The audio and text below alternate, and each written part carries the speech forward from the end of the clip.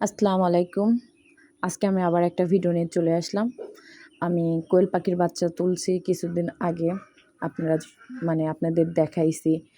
আমি আবার কালকে রাত্রে ডিমগুলো বসাই দিছি যে আমি আবার বাচ্চা তুলাবো। আমি তো বাচ্চা তুলাইতে পারতেছি মেশিনে। আমি মনে করছিলাম যে আমি পারবো না। তো ইনশাল্লাহ আমি পারতেছি। আমার মেশিনে আমি সকালবেলা কালকে রাত্রে দেখাইতে পারি নাই, এজন্য আমি সকালবেলা দেখাচ্ছি। আমি ডিম বসাইছি। তে মেশিনে দেখলাম যে ঠিকঠাক আছে নাকি, দেখলাম যে আর্দ্রতা অনেক কম।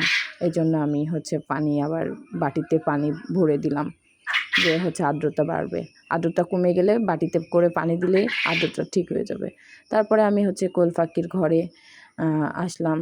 দেখবো যে আমার ছোটো ছোটো বাচ্চাগুলো কেমন আছে, বড় পাখিগুলো কেমন আছে। এই জন্য আমি কোয়েল পাখির ঘরে ঢুকলাম। তো মাশাআল্লাহ আমার ছোটো পাখিগুলো ভালোই আছে। মাশাআল্লাহ দেখতে পাচ্ছেন অনেক ঝরঝরা হয়ে গেছে। ওদেরকে খাবার দিছি, পানি দিছি। ওদেরকে লাবি শুকানোর ওষুধও দেওয়া লাগে। তো আমি লাবি শুকানোর ওষুধ ব্যবহার করতেছি। অ্যান্টিবায়োটিক যা ওষুধ লাগবে সব কিছুই ব্যবহার করা হচ্ছে। আর এগুলো আমার বড় কোয়েল পাখি। এই কোয়েল পাখিগুলো আমাদের ডিম দেয়। মাশাআল্লাহ এগুলোও ঠিক আছে, কোনো সমস্যা নাই।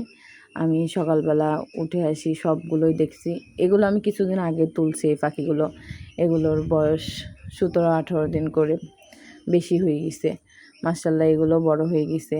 এগুলো 40 দিন 42 দিনেই ডিম দেয়। এগুলো 1 মাস 1.5 মাসের মধ্যেই ডিম দেয়।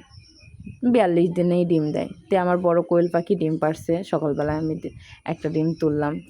আমার কোয়েল পাখি ডিম পাড়ে দুপুর 2টার থেকে শুরু করে ডিম পাড়া। আর সকালবেলা 1-8টা দেয়। মনে করেন যেগুলো বাকি থাকে সেগুলো রাত্রে পাড়ে।